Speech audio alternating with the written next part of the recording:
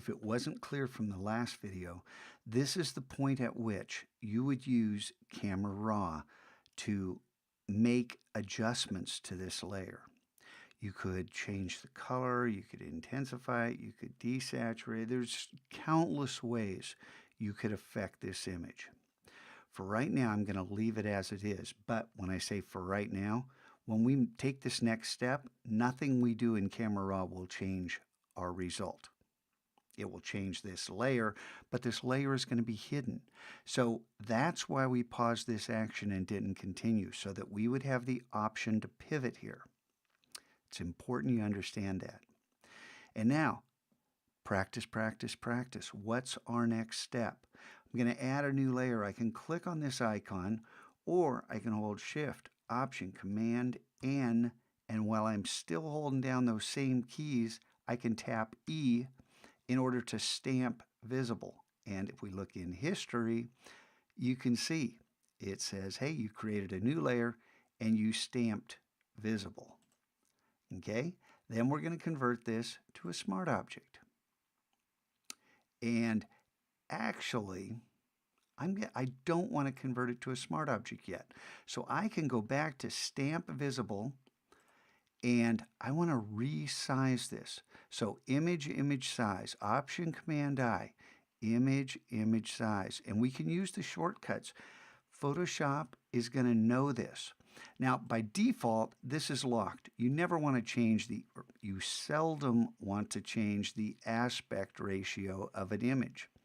But we want to make 5,000 pixel square images at 300 pixels per inch. So I'm going to deselect the lock here, the link icon, which makes both of these change together. Type 5,000. 5,000, I know this is hideous. We're stretching the pizza. And make sure the resolution is set to 300. And the reason for that is this is the resolution that these resources ship at out in the real world. So resample is on, and you see that our image went from 71 megabytes from 51 megabytes. So we made the image larger. The file size got larger. Click OK. And Photoshop thinks for a second and says, what are you making me do? This is terrible. And I'm going to stretch this thing all out of proportion and hit Command 0. It's time for me to restart my computer, apparently, because things are slowing down. Then we want to convert this to a smart object, and then apply a Gaussian blur. We're going to apply the blur to these pixels.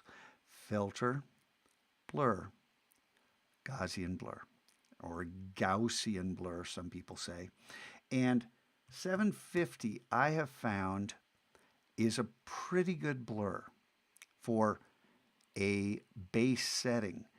Some images require more, some less. That 1,000 you saw, I was practicing on another image off screen. Now, I am certain from that first video that you're seeing horrible banding. But me, I'm seeing some banding right here and some banding right here. So this typically introduces banding into our image. And this is where you might play with these settings. What are some different settings you might try? But remember, we're not creating an action for this image. We're creating an action for all images. So practice these steps, and let's come back and make our second action and make sure it drops in the right spot.